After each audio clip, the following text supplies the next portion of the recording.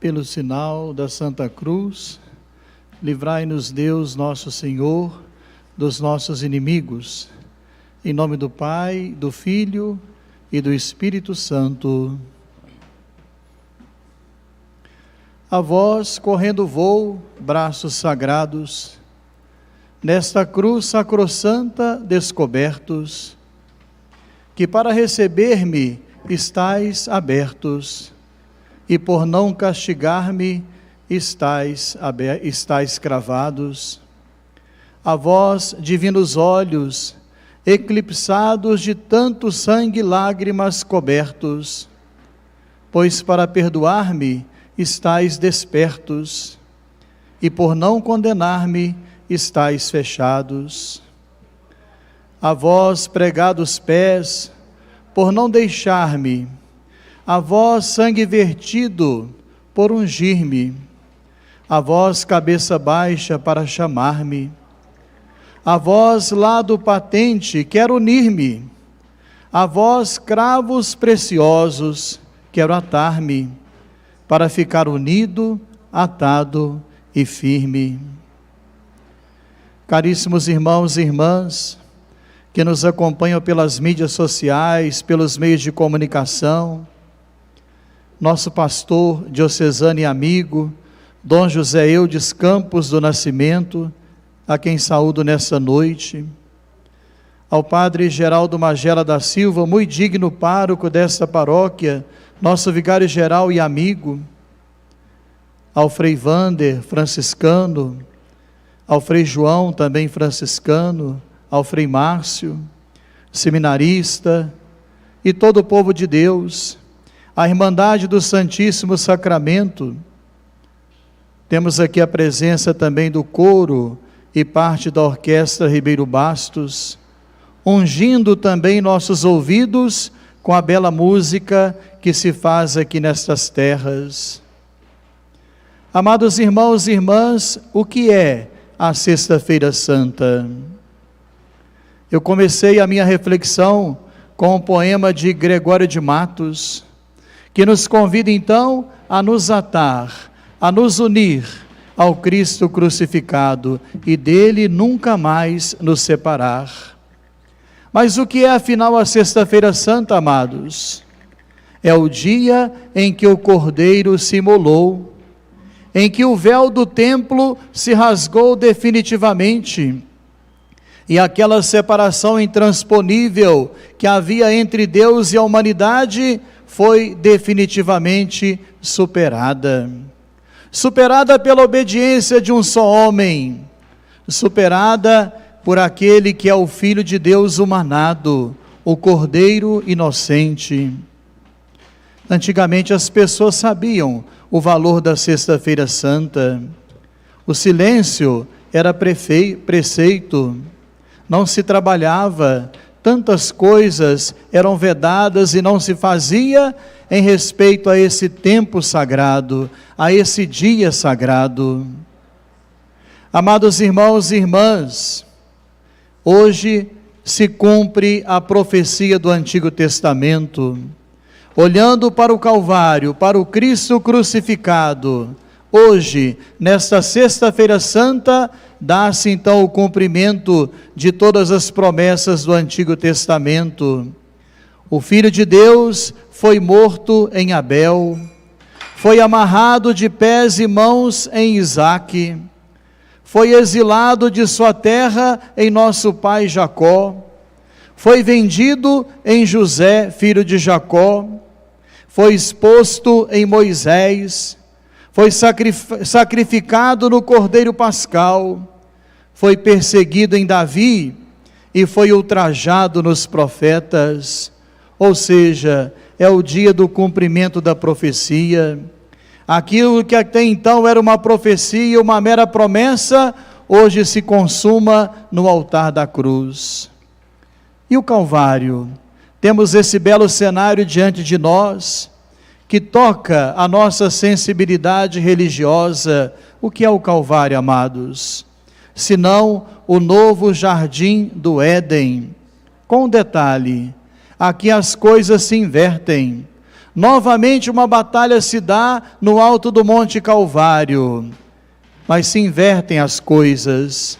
Aqui, quem vence é o Cordeiro inocente, por sua obediência a Deus.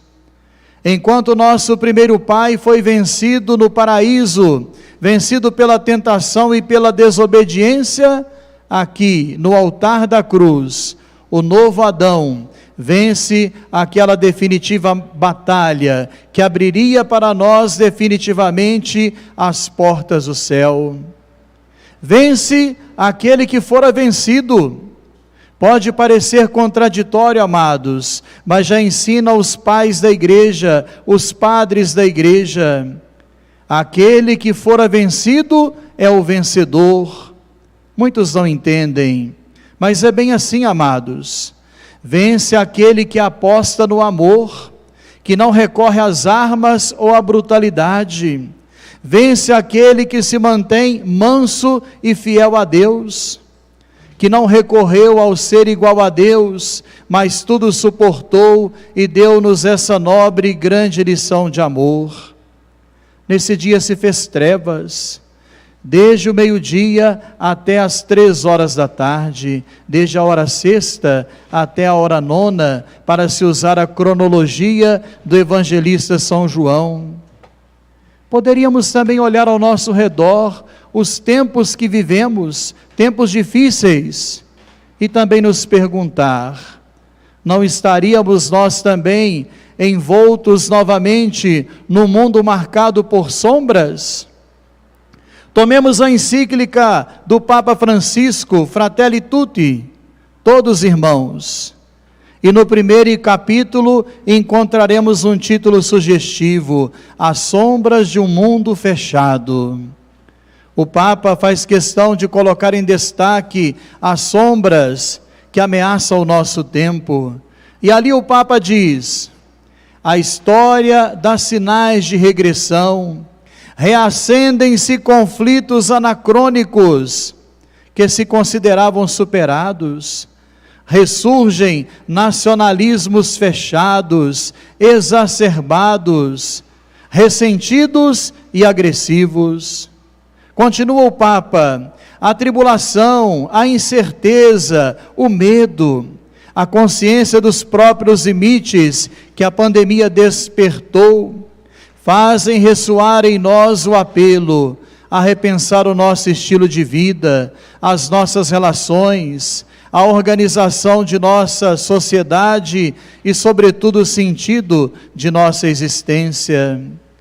De novo estamos no meio de uma batalha, amados, entre aqueles que apostam no diálogo, entre aqueles que já compreenderam que o diálogo não é um caminho possível, mas é o único caminho possível para se construir uma civilização do amor, e aqueles que se recusam a dialogar. Tempos sombrios vivemos, como aquelas trevas que marcaram aquela Sexta-feira Santa. Mais de 320 mil vidas ceifadas pela pandemia do coronavírus, o desemprego que graça entre nós, mães que choram a perda de seus filhos, que estão inconsoláveis, a dor da separação, talvez maior e mais aguda do que a própria morte. É o grande orador sacro, Padre Antônio Vieira, que, desmentindo Santo Agostinho, ou melhor, contradizendo Santo Agostinho, ele vai dizer que a dor da separação ainda é mais aguda que a dor da morte. Ele diz então, discordando de Santo Agostinho, quando ele diz que a maior fineza do amor de Cristo não foi dar a vida pela humanidade, mas foi o apartar-se dos seus. Só quem já se separou dos seus entes queridos sabe o quanto essa experiência é terrível e atroz, é lancinante, corta o coração. E assim diz o Padre Antônio Vieira, com a licença devida, porém, de Santo Agostinho, eu digo que o morrer Cristo pelos homens não foi a maior fineza do seu amor. Maior fineza foi em Cristo o ausentar-se que o morrer. Discorro assim, diz o grande orador sacro: Cristo, Senhor nosso, amou mais aos homens que a sua vida, amou-os até o fim, porque deu a sua vida por amor. A minha vida eu a dou livremente e ninguém me tira. O morrer era deixar a vida, o ausentar-se era deixar os homens. Logo, muito mais fez em se ausentar que em morrer, porque morrendo deixava a vida, que amava menos, e ausentando-se deixava os homens que amava mais. Belo pensamento, amados, pensamento de Deus. Nesse momento, tantas mães se apartando de seus filhos, tantos familiares que sofrem com essa terrível pandemia. Jeremias capítulo 31, versículo 15, parece um versículo atual. Ouve-se uma voz em Ramá, lamentação e choro amargo. É Raquel chorando seus filhos, e já não há quem a console, porque eles já não existem mais. Esse texto tomado de Jeremias pelo evangelista Mateus descreve a dor lancinante que as mães sentiram quando o tirano Herodes mandou matar os santos inocentes, na esperança de que mataria também o Deus menino, aquele que é a esperança da humanidade. Já não é mais o tirano Herodes a promover a morte entre nós, mas um ser invisível, microscópico, que põe a humanidade inteira de joelhos. Infelizmente, amados, é preciso dizer, não posso me omitir, um vírus acolitado pela negligência de muitas autoridades, ajudado pela mentalidade negacionista que cresce entre nós, inclusive dentro da igreja. Uma mentalidade de quem repudia o valor da ciência, e também, por que não dizer, pela falta de disciplina de muitos, que não observam os protocolos de segurança e continuam a realizar festas e mais festas, como se tudo estivesse normal. Precisamos fazer a nossa parte, cada ator social, os que nos governam, o povo, e abraçarmos a ciência, porque a igreja sempre foi e será amiga da ciência e inimiga do obscurantismo. Não nos esqueçamos da encíclica do saudoso São João Paulo II, Fides et Ratio, quando ele diz que fé e razão são duas asas, que Deus concedeu ao ser humano para contemplar altos voos e poderem contemplar a beleza e a verdade que é o nosso Deus. Amados irmãos e irmãs, mas há também muita esperança, há sementes de esperança no meio de nós. Destaco aqui o trabalho incansável dos profissionais de saúde. Como ontem dizia nosso bispo com tanta propriedade, alguns já extenuados, cansados. Destaco ainda aqueles que se cuidam, que cuidam dos demais, aqueles que são solidários e aprenderam a repartir o pão. É Raquel que chora, pois de repente descobriu que falta ao nosso povo e àqueles que nos governam empatia, solidariedade, senso de humanidade. Estaríamos nós perdendo o senso da humanidade? Voltaríamos então ao tempo da barbárie? Diante desse cenário eloquente que nos envolve, que é o Calvário, e diante das sombras que estão à nossa volta, eu digo que podemos retirar grandes e belas lições desse momento de prova, porque Deus ama aqueles que abrem a Ele o seu coração, e tudo concorre para o bem daqueles que amam a Deus. Em meio a essa situação caótica, de grande tristeza e provação, podemos tirar belas e nobres lições, podemos encontrar, ainda que um vestígio, um pouquinho, um resto de humanidade que possa reacender em nós a chama da esperança. Procuremos então, amados irmãos e irmãs, onde é que nós encontraremos esse resto de humanidade que se parece com aquela chama que ainda fumega, como diz o profeta Isaías, e com aquele caniço rachado, mas que não pode ser quebrado? Diante do crucificado, diante daquele que é a testemunha fiel, o Cordeiro inocente, é Ele a chama que ainda fumega, é Ele o caniço que não pode ser quebrado. Queremos resgatar a semente de humanidade que há em cada um de nós, que ao invés de ouvirmos refrões desumanos, como por exemplo, e daí? Que nós ouçamos outras expressões: sinto muito, receba meu abraço, estou aqui ao seu lado, conte comigo.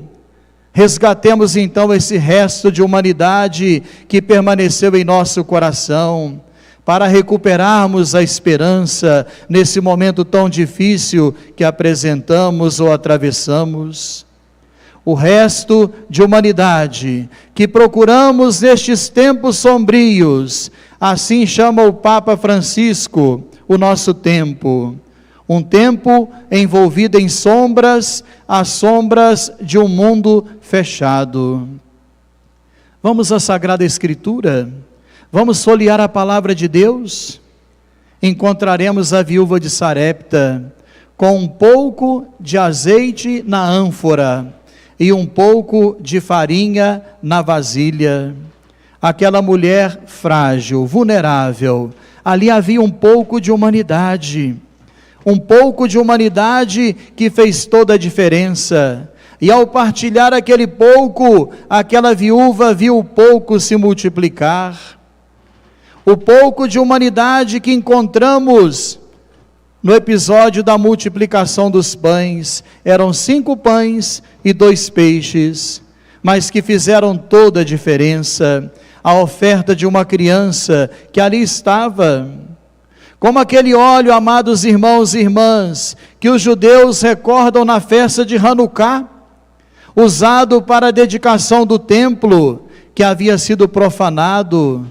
Conta a tradição rabínica que aquele óleo duraria um único dia, mas milagrosamente, por ação de Deus, durou 8 dias, sendo possível assim purificar o templo de Jerusalém e tirar então a marca da profanação. Procuramos estes tempos sombrios, ó Senhor crucificado, procuramos um restinho de humanidade, para que esse resto de humanidade possa acender em nós a chama da esperança.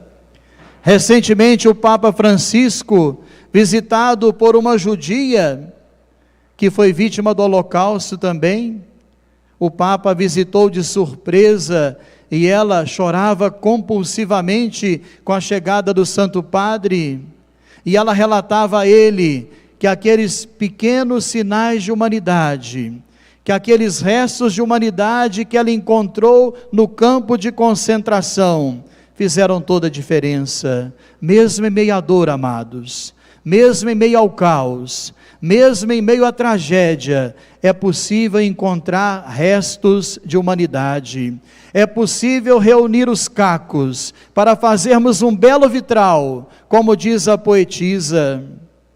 Ela conta então no relato ao Papa, o sorriso esboçado por um soldado alemão. Um sorriso. Custa um sorriso? Quanto custa um sorriso? E aquele sorriso fez toda a diferença para aquela criança amedrontada. Ela gravou na memória aquele sorriso. Aquele sorriso fez acender no coração daquela criança a chama da esperança.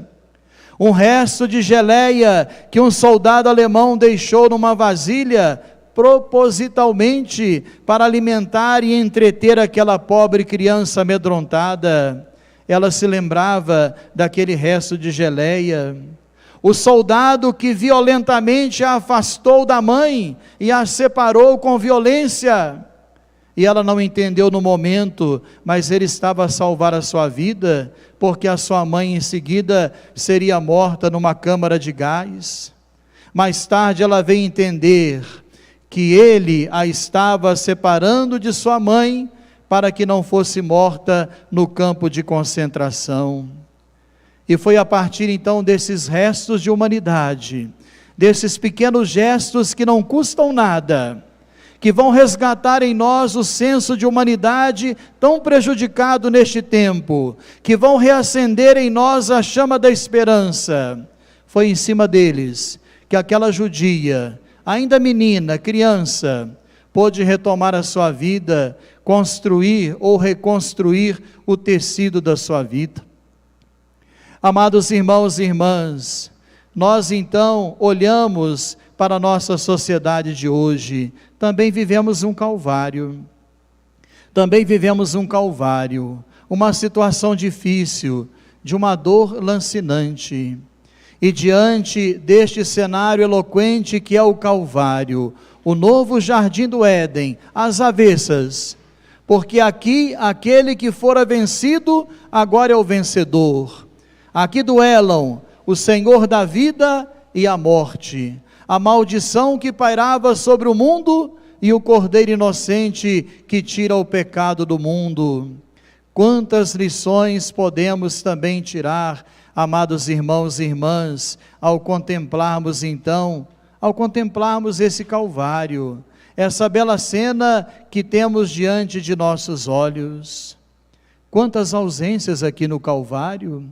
Ficamos perguntando então, onde estão aqueles que foram miraculados? Onde estão aqueles que eram cegos e recuperaram a vista? Onde estão aqueles que eram paralíticos e foram tocados pela graça e voltaram a andar? Onde está aquela multidão abatida e faminta que andava atrás do Mestre Jesus de Nazaré? Seria uma multidão interesseira que andava atrás de Jesus para receber somente ou resolver os seus problemas mais imediatos? Muitas ausências nós percebemos no Calvário. Onde está ele, Pedro, que jurara fidelidade a toda prova ao Mestre, e se deixou constranger por uma criada, por uma mulher que lhe perguntou: você também não é um galileu? Você também não pertence ao grupo dele? E ele respondeu sem pestanejar: não conheço este homem. Onde está Judas? Onde estão aqueles que participavam da sua intimidade, sentavam-se à mesa com ele? Amados irmãos e irmãs, é no momento da tribulação que conhecemos os verdadeiros amigos. Não é quando tudo vai bem. No tempo das vacas gordas, não conhecemos os verdadeiros amigos. É no tempo da prova que nós conhecemos quem são aqueles que de fato têm um vínculo forte conosco. Há amigos de ocasião. Quando advém a tribulação, quando sobrevém sobre nós a tempestade, eles simplesmente nos abandonam. Nos abandonam, amados irmãos e irmãs. São amigos de ocasião, e Jesus também experimentou esse abandono. Jesus está quase abandonado no madeiro, pendendo do madeiro sagrado, abandonado pela multidão, e abandonado também por aqueles que participavam até então da sua humanidade, ou da sua intimidade. Senhor Jesus, Deus e homem verdadeiro, viveste plenamente nossa humanidade, em tudo, exceto no pecado, diz a carta aos Hebreus. Dá-nos a graça nestes tempos turbulentos, ó Senhor, de não perdermos o senso da humanidade nestes tempos sombrios. Afinal, Tu mesmo, esmagado por nossas violências e pecado, proferistes do altar da cruz palavras de humanidade e consolo. Da Tua boca não se ouviu palavras de murmuração ou revolta, mas sim palavras de perdão e consolação, como um verdadeiro bálsamo, ou como o orvalho que desce do Hermon e é capaz de fecundar o nosso entristecido coração. Mas também algumas presenças são sentidas. Se por um lado o Calvário é o lugar das ausências, é também o lugar das presenças, que daqui a pouco iremos destacar. Mas olhemos por um instante, amados, para o Senhor crucificado. Prestemos atenção, especialmente nestes 3 personagens. O discípulo amado, aquele mesmo que reclinara a cabeça no peito do Senhor na última ceia, que ouviu as batidas descompassadas e aflitas do Filho de Deus, que já antevia sua entrega. Santo Agostinho vai dizer com toda a propriedade que para se compreender o Evangelho de São João, é necessário agir como discípulo amado, é necessário reclinar a cabeça no peito do Senhor. Só quem tem intimidade com Ele não o abandona. Só quem tem um vínculo forte com Ele é capaz de ir com Ele até o fim e não se apartar dele.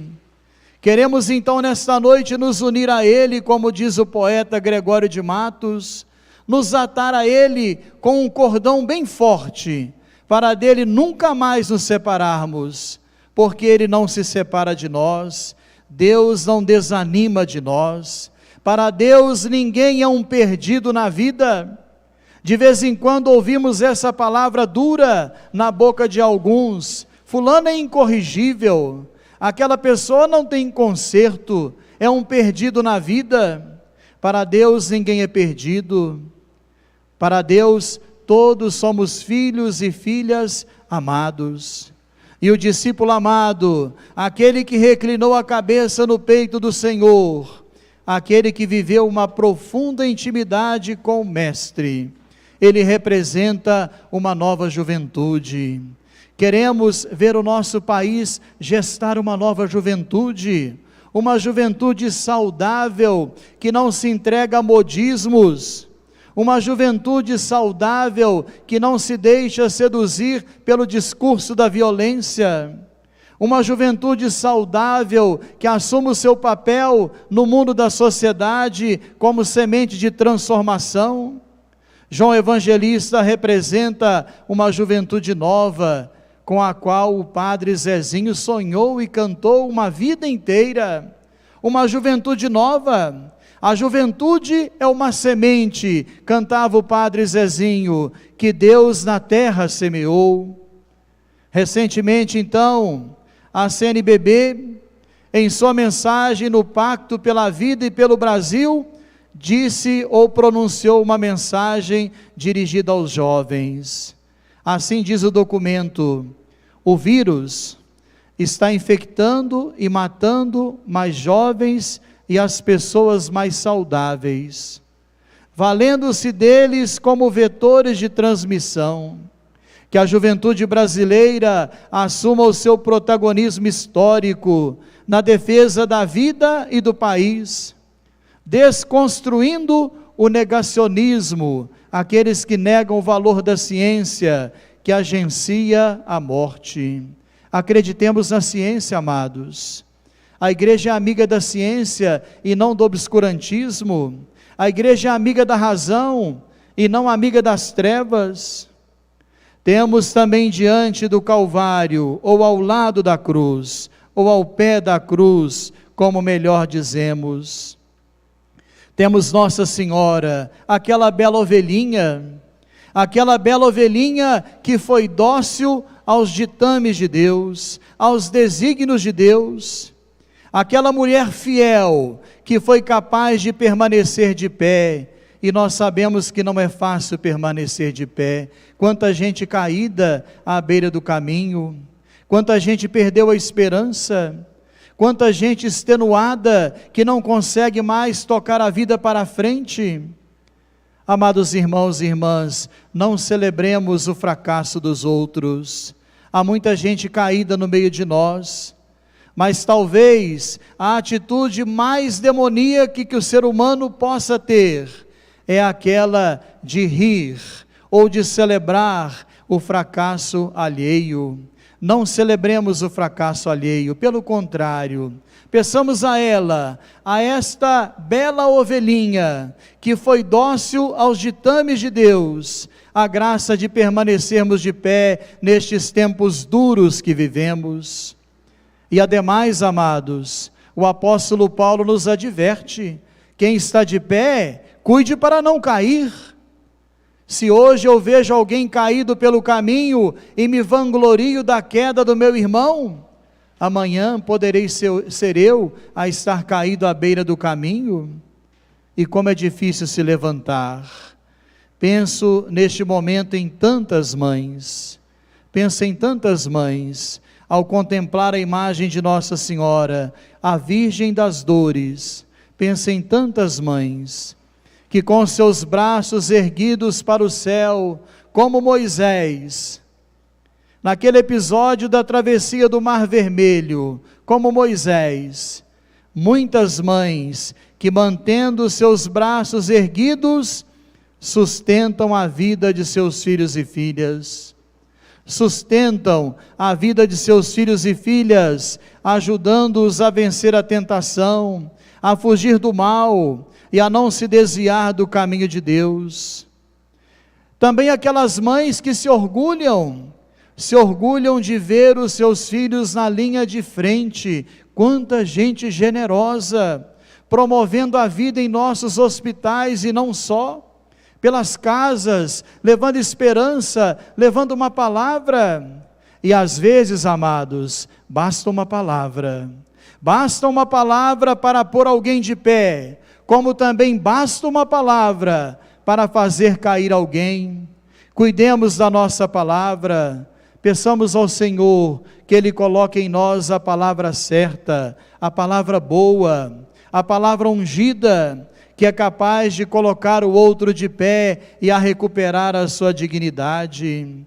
Quantas mães se orgulham e se alegram de seus filhos que estão na linha de frente, promovendo a vida.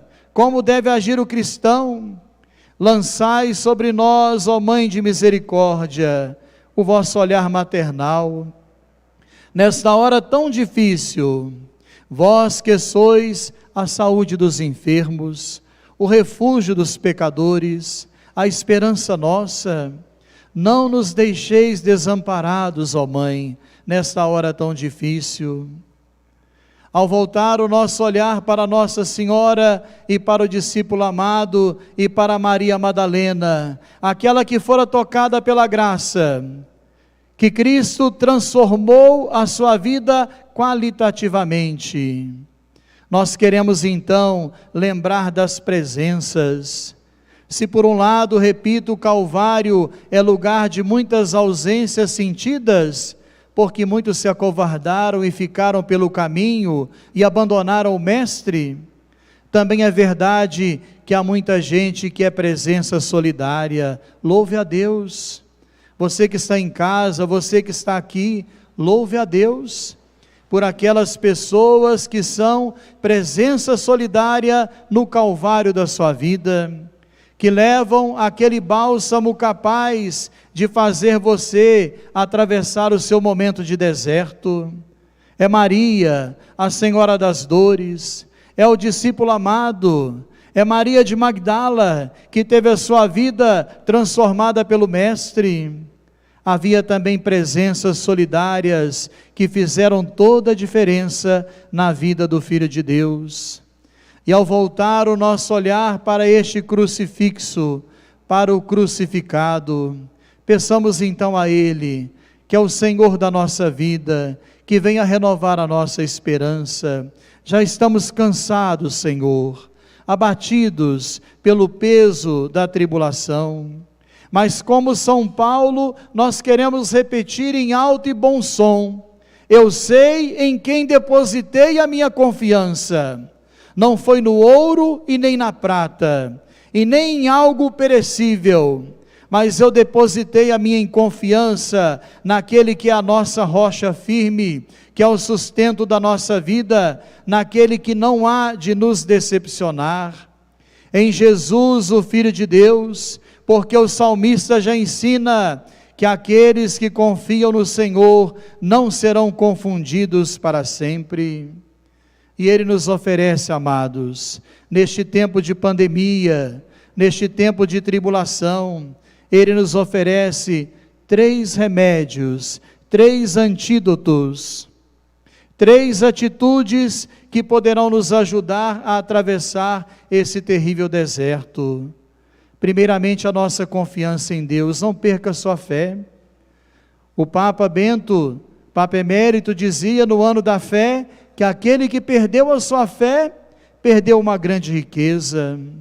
Podemos perder tudo, amados, até os bens materiais, mas a fé não, porque é a partir da fé que nós reconstruiremos a nossa vida a partir das ruínas. Esse é o primeiro remédio, o primeiro antídoto, conservar a fé.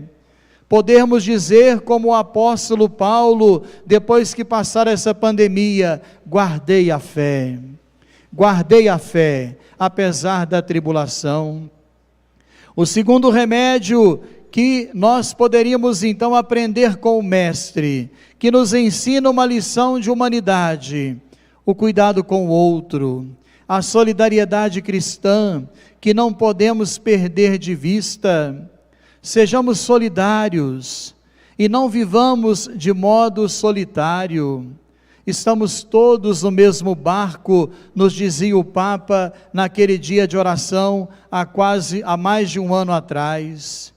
O cuidado com o outro, o cuidado com a sua saúde, o cuidado para não infectar o outro, o cuidado com aqueles que estão abatidos, para resgatarmos então aquele resto de humanidade que existe em nós.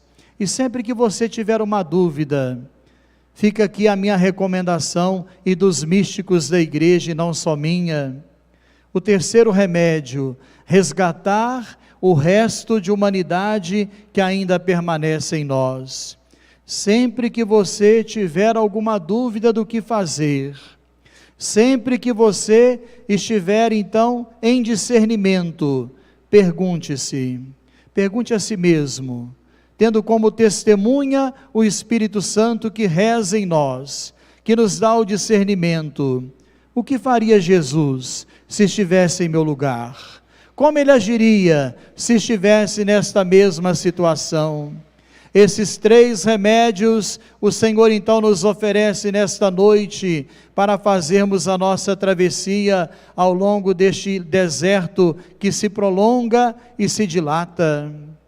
Amados irmãos e irmãs, agora chegou o momento de retirarmos a imagem do Cristo da cruz. É um gesto simbólico, singelo.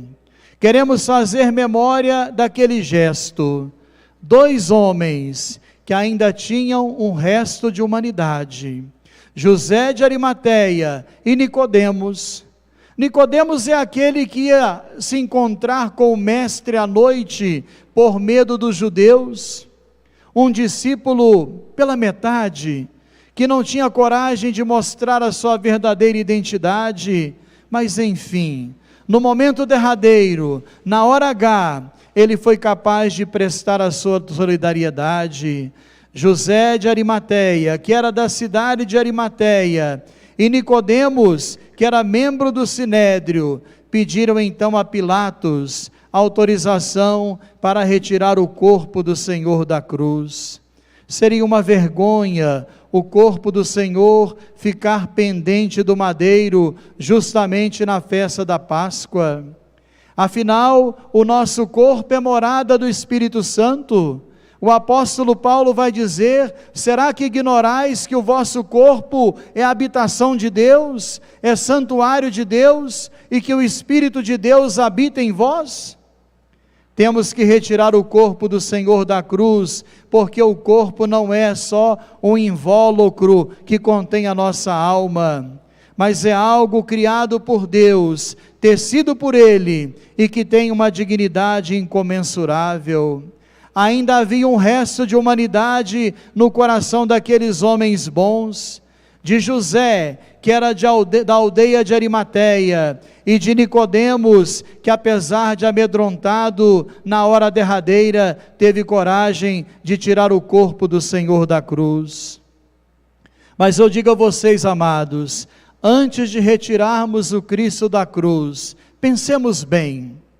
Certa vez, o cardeal Fulton Sheen teve um sonho, que ele confidencia em seus escritos espirituais, e ele conta assim: certa vez sonhei que ia tirar o corpo do Senhor da cruz, e quando eu estendi a mão para tirar os cravos, para tirar a coroa, para tirar aquela placa da vergonha, o Senhor abriu a boca e me disse: enquanto a humanidade continuar dividida, você não pode me tirar da cruz.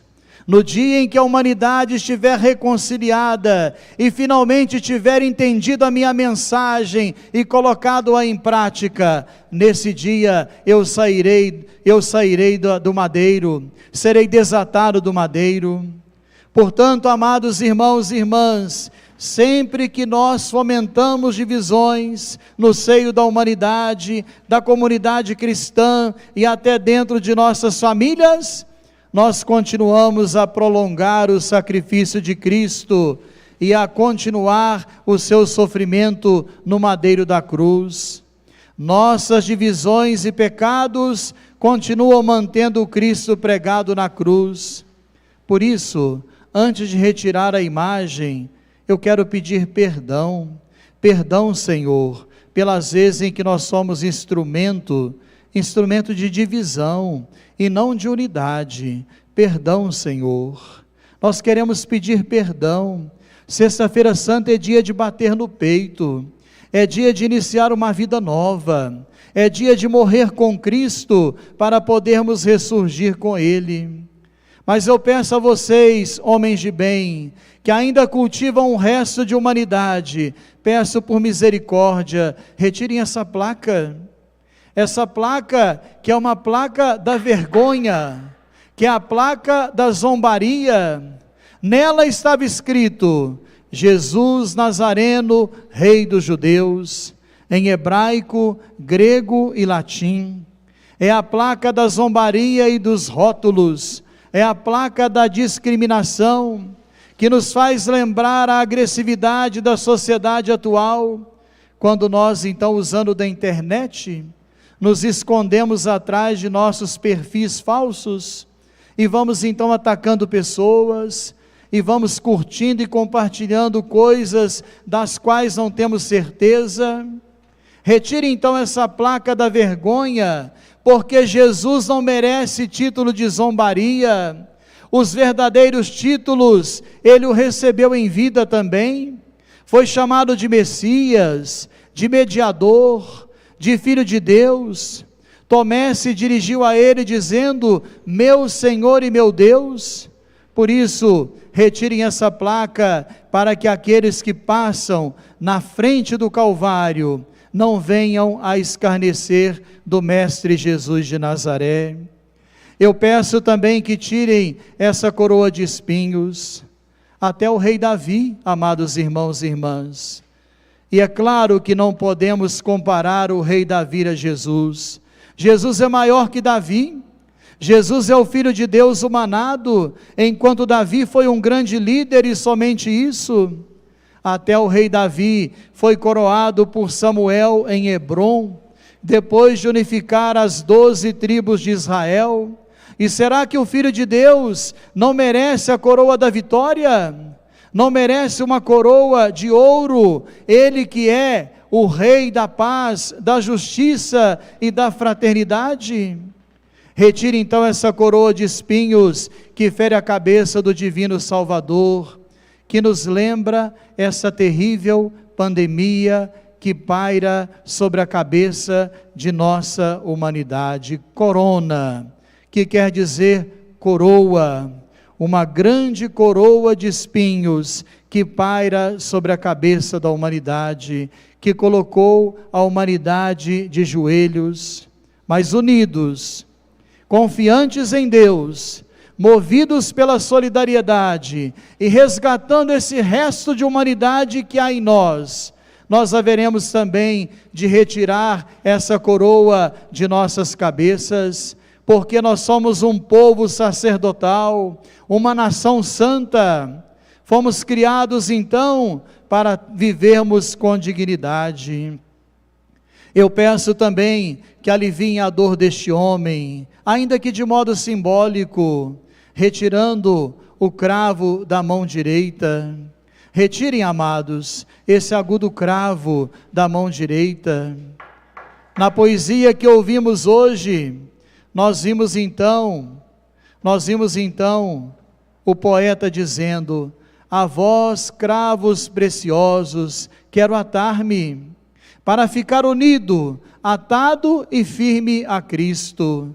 Esses cravos preciosos que tocaram as sagradas mãos do Filho de Deus. Vai dizer o poeta que a mesma mão que toca a viola, às vezes também faz a guerra. A mesma mão que faz boa música, que constrói, que reparte o pão, é a mão que promove a violência e que agride o seu irmão. Mas Jesus soube usar as suas mãos. Portanto, retirem o cravo da outra mão, da mão esquerda, essas mãos com as quais o Filho de Deus abençoou as crianças, estendeu-as em direção aos enfermos para curá-los. Mãos benditas, mãos abençoadas, benditas sejam todas as mãos dos sacerdotes, que depois de ungidas e consagradas, consagram o pão e o vinho, transformando-os no corpo e no sangue do Senhor. Benditas sejam todas as mãos dos profissionais de saúde, que para salvar a vida de tantos, expõem a sua própria vida ao risco. Benditas sejam todas as mãos daqueles que trabalham para promover a paz e não acreditam na força das armas. Retirai essas mãos do madeiro da cruz e aliviai o sofrimento deste nosso Salvador.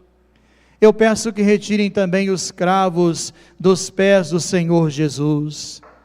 Ele que percorreu, amados, as estradas poeirentas da Galileia, do norte, onde iniciou a sua missão.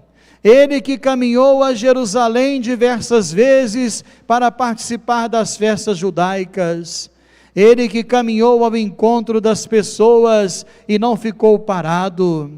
Nos lembra que devemos ser uma igreja em saída, uma igreja capaz de ir ao encontro daqueles que precisam de nós.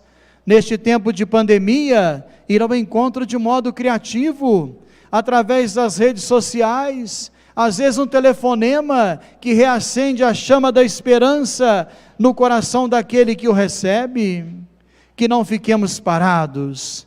Jesus nos ensina, ao beijarmos seus sagrados pés, ao olharmos para os seus pés traspassados por esses cravos preciosos, nós aprendemos com ele que não fomos batizados para ficarmos parados e nem paralisados pela pandemia, mas que sejamos capazes de avançar e tirar lições, aprendizados dessa fase difícil.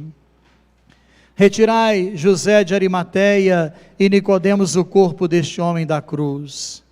Deixai que a mãe do Filho de Deus possa contemplar o seu corpo inerte.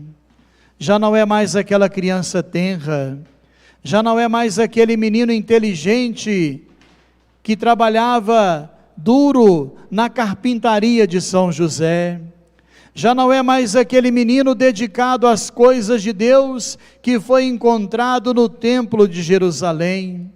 É um corpo sem vida, porque o Filho de Deus mergulhou no mistério da morte, no mais profundo da miséria humana, experimentando a dor e o sofrimento, para que nos resgatasse de toda maldade e de todo sofrimento.